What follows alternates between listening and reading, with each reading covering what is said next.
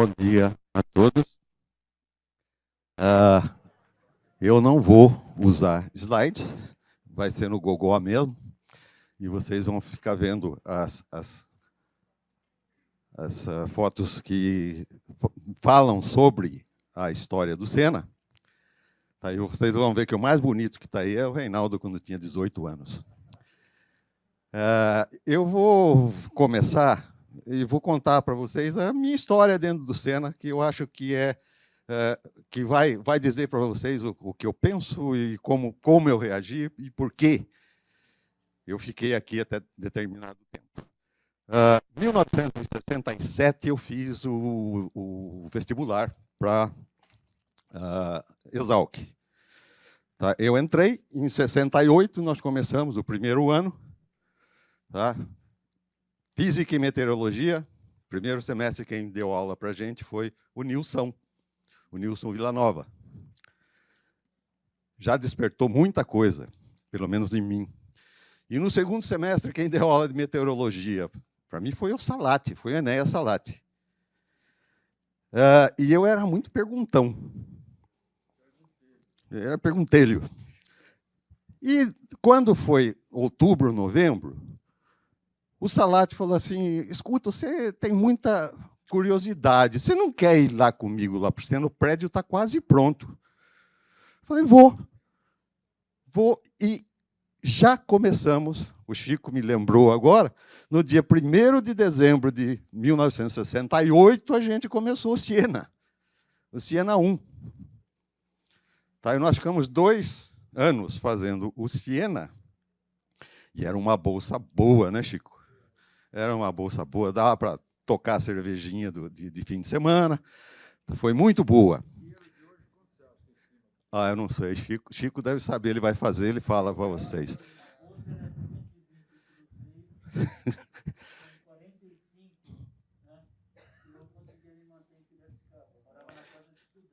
O resto era em cerveja. Em cerveja ele comprou um violão também, com a primeira coisa, ele comprou um violão e saía esmerilhando, né, irmãozão? Bom, então, nessa época também, foi uma descoberta, para mim, pelo menos foi uma descoberta grande, ver o que era o átomo, o que tinha dentro do átomo, por que tinha aquelas coisas, por que tinha radiação. Foi muito, muito revelador. Mas eu também aprendi nessa época que eu era muito desastrado para mexer com radioisótopo. Não dava, eu não prestava atenção, era um problema de segurança. Falei, bom, eu vou para o lado dos isótopos estáveis. Tá, então, aí eu vim para o lado dos isótopos junto com o professor Salati, que, na época, estava sendo instalado aqui, o Epaminondas estava ajudando muito, o primeiro espectrômetro de massa. Aquela coisa enorme que hoje deve estar ainda em funcionamento, né, Paulo? Não está mais? O CH4, o Atlas Mate CH4. E, conversando com o Salati também teve uma visão enorme, que foi o uso das variações naturais de isótopos estáveis. Ele foi o primeiro a ver isso, trabalhando no Nordeste, com as águas do Nordeste, e ele foi o primeiro a ver também a Amazônia. Quando ele veio com a ideia de que, gente, tem um rio enorme vindo daqui para cá. O que alimenta esse rio? Deve ter uma outra coisa por cima. E ele fez o trabalho de 1979, que ficou famoso, o Salati ficou famoso pelo trabalho de 1979, tá? E eu entrei na brincadeira. Voltando um pouco antes, o Nondas também, na época, estava começando a fazer, depois do Siena, a tentativa de se fazer um mestrado aqui no Sena, e ele conseguiu, só que o mestrado era lá na física. Pertencia à física. Demorou para a gente ter o nosso. Mas eu tive a sorte também de ser a primeira turma da agronomia, da Exalc, que se formou em 4 anos e meio. Chico se lembra bem, nós saímos na metade de 72 e imediatamente começamos a fazer o mestrado aqui no Sena. Está contando com todo o apoio do pessoal. E eu fui para o lado de isótopos estáveis, continuei com o lado de isótopos estáveis e tinha o projeto Feijão, que já foi falado aqui.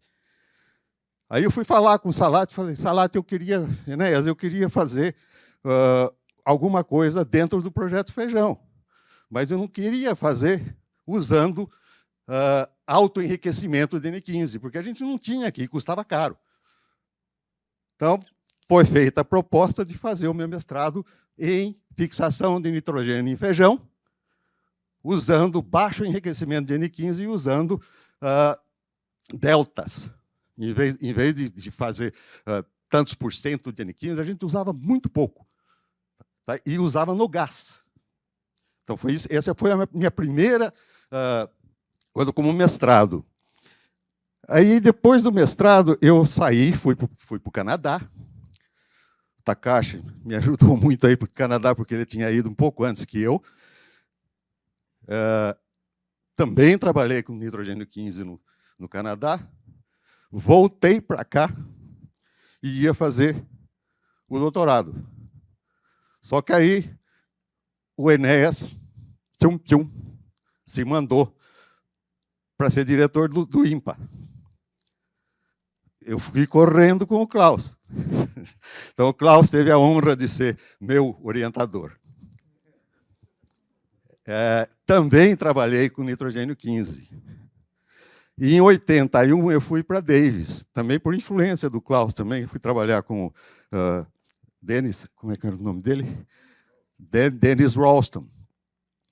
E aí eu voltei para cá em 1982. O Enéas já estava de volta aqui, era diretor do Sena. O Chico me chamou um dia na sala dele, e hoje eu estou sabendo que foi por influência do Epaminondas. Me chamou na sala dele e falou... Tinha um moleque lá na sala, junto com ele. Ele falou, Reinaldo, esse moleque aqui quer trabalhar com você. Eu falei, mas por que ele quer trabalhar comigo? Ele falou, não, eu quero trabalhar lá na Amazônia. É esse aqui. Aí. Era ele. Eu falei, mas por que eu quero trabalhar na Amazônia? Eu fiz estágio lá com o Frank e tal, eu gostei muito, eu gostaria de ter. E tem um gringo aí que está fazendo um projeto lá na Amazônia e eu gostaria de trabalhar junto com ele. Falei, tá bom, então vamos fazer o seguinte. Saí da sala do Chico, descemos para a sala do Enéas, na diretoria. Falei, Enéas, esse rapaz quer ser meu orientado, mas ele quer trabalhar na Amazônia no projeto do Richer. Só que eu só vou aceitar se ele, a partir daqui, fizer todas as viagens lá na Amazônia. E foi uma honra para mim ter o Zebu como orientado. E deu um certo sentido, mudou um pouco a minha vida. Mudou no sentido de que as viagens que a gente fazia no Amanaí, no saudoso Amanaí, eram 10 ou 12 pesquisadores das mais diversas áreas. A gente aprendeu, eu pelo menos aprendi muito, a pensar de maneiras diferentes. Tinha oceanógrafo, tinha biólogo, tinha físico, tinha de tudo. E a gente tinha 10 ou 12 dias conversando até chegar na fronteira do Peru, para depois descer fazendo amostragem. E, com isso, a gente ia olhando e falando, olha, aqui tem uma coisa boa. Eu me lembro até hoje da história de olhar e falar, canarana. Caramba, a várzea do Rio Amazonas tem um monte de canarana aqui, e ao lado tem a floresta. Uma é C3, outra é C4. Esse aqui falou, nossa, é mesmo. Eles têm delta C13 totalmente diferente. Eu falei, tem mesmo. Então, vamos nessa. Tá? E isso deslanchou, pelo menos a minha vida, deslanchou bastante, Até o ponto de eu chegar em 2001, quando, logo que o Tuman saiu, eu entrei como diretor do Sena. O Carlos, citado pelo Tuman, realmente fez um trabalho excelente aqui no Sena. Ele mudou muita coisa. Eu acho que foi através do Carlos que nós conseguimos, finalmente, mestrado e doutorado dentro da casa. E conseguimos também a parte da livre docência dentro da casa. Então, o papel dele foi fundamental. Quando eu entrei como diretor, o reitor era o Melfi. E a gente trabalhava junto com o Melfi. E eu me lembro que o Melfi me disse, logo no começo da gestão dele, ele falou, Reinaldo, nós estamos com 75 mil alunos. A USP não vai conseguir ter uma administração central quando chegar a 100, 110 mil alunos. É praticamente impossível. Eu pensei bem, eu acho que ele tem razão. E aí eu comecei a pensar.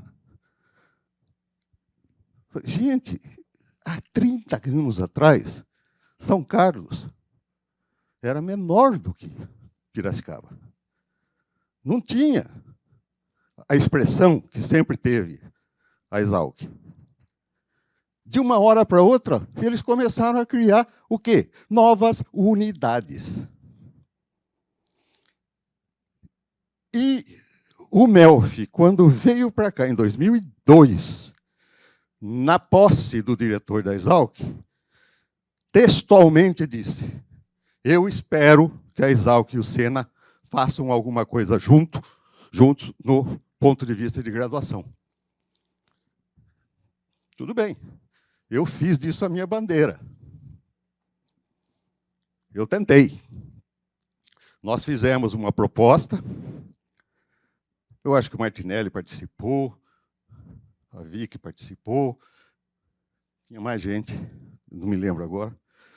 Mas nós fizemos uma proposta. A proposta nossa era Sena, Biologia, Ciências Florestais. Os três se reuniam e o Sena tem tudo, tinha tudo e tem ainda tudo para ser uma unidade. Toda a parte administrativa do Sena está composta. Tá? A proposta nossa era essa. Só que a Exalc pôs no comitê que a gente estava estudando para fazer isso, quem não queria. A Exalc não quis. E a Exalc deu a falar, Reinaldo quer fazer isso porque ele quer ser diretor de unidade. Eu falei, meu Deus do céu, não dá, né? Aí o Sena também não quis. O próprio Sena, eu perdi no conselho diretor, isso faz parte da vida. Mas eu continuo pensando ainda que o Sena tem tudo para ser uma unidade. E continuo pensando que a Exalc não é a USP que é um paquiderme. A Exalc é 2 paquidermes. Se olha hoje, em termos de representação dentro da Universidade de São Paulo, nós temos 2 representantes. O campus de Piracicaba. São Carlos tem 16. Porque eles têm as unidades. Então, gente, essa foi a minha maior frustração durante a minha gestão como diretor. Eu não consegui, tá? E continuo achando que vocês deviam tentar. Do lado bom da minha administração foi que nós passamos de 3 professores titulares para 8. Isso foi uma satisfação para mim. Mas a frustração segue de não ter não ter conseguido convencer de que nós devíamos, sim, procurar o caminho de ser uma unidade da USP. Isso continua valendo. Eu, particularmente, acho que isso vocês deviam procurar. Eu acho que isso é um futuro para o Sena. Nós mudamos muito desde que começou. Nós vimos pelo que falou Nondas, pelo que falou o Klaus, pelo que falou o Tuma. Nós mudamos bastante. E esse é o recado principal que eu gostaria de dar. Não tenham medo de mudança. Não tenham medo de mudança. Se mudar não der certo, volta. Tudo bem. Só que a gente tem que procurar caminho novo. E, para mim, o caminho novo é esse. Nós temos que seguir. Daqui a pouco vai ter que passar USP 1, USP 2, USP 3. Nós vamos ficar atrelados a São Carlos ou a Pirassununga. Pirassununga hoje tem mais expressão do que tem a Exalc. Infelizmente, eu estou batendo pesado aqui. Não? Infelizmente, eu acho que nós vamos continuar nessa. Gente, Luiz de Queiroz não vai virar no túmulo se isso daqui passar a ser uma universidade. Eu acho que é isso que nós temos que fazer. Então, esse, para mim, é o futuro do Sena. Tá? No mais, em 2010, eu resolvi, porque eu acredito em mudança, eu acredito que a fila tem que andar. Em 2010, eu pedi aposentadoria. Tinha 60 anos, 35 de serviço. Esses marmanjos já estão criados, tá? Eu vou me aposentar. E comprei um sítio e fui criar cabra. Deu 6, 7 meses, a FAPESP me chamou. A FAPESP me chamou, eu fui ser coordenador do programa de mudanças climáticas na FAPESP. Eu fiquei lá 8 anos. Quando eu passei para a FAPESP, eu realmente falei, eu fui professor sênior aqui por 2 anos. Quando eu passei para a FAPESP, eu falei, lá eu não represento o Sena, não posso representar o Sena. Lá eu sou o Reinaldo Vitória, responsável por esse programa. Então, eu saí também do sênior. Não sou mais professor sênior do Sena. Agora, vocês sabem onde eu estou. Eu não quero interferir de maneira nenhuma. Só que, se precisarem de mim, vocês sabem onde eu estou. E se vocês acharem que eu tenho alguma coisa a contribuir, por favor, me procurem. Ou vão lá comer um queijinho de cabra comigo. Tá, pergunto para ele, o queijo meu está muito bom. O Klaus também sabe. Aliás, eu estou em dívida com o Klaus. Eu fiz um acordo com ele. Ele me pintar uma tela e ele tem queijo vitalício.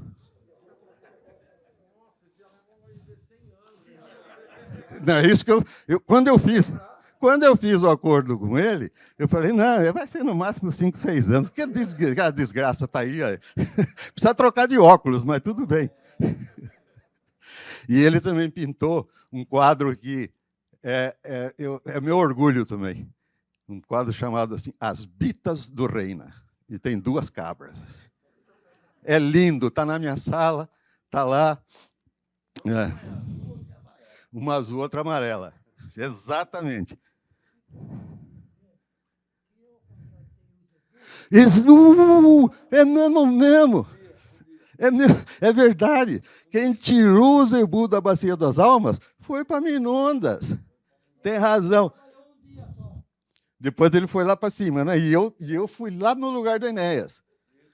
Eu fiquei 11 anos lá no departamento de física.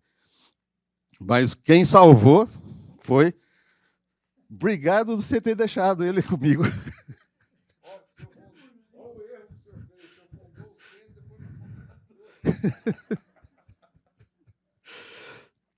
Mas eu vejo que o Sena, apesar de eu ter essa minha posição pessoal, de achar que o Sena tem que partir para tentar ser uma unidade da Universidade de São Paulo, o Sena está bem.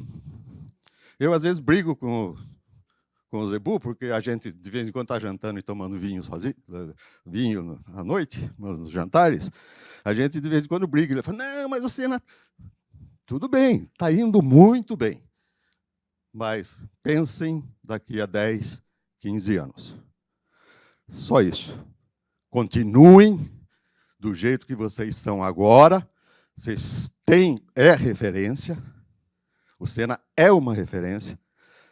O Sena continua a ser internacionalmente reconhecido. Mas pensem num futuro não tão próximo. Pensem num futuro um pouco mais distante. Nós estamos na Universidade de São Paulo com 90 mil alunos. Está pertinho dos 100 mil. Era isso que eu queria colocar para vocês aqui. Muito obrigado, gente.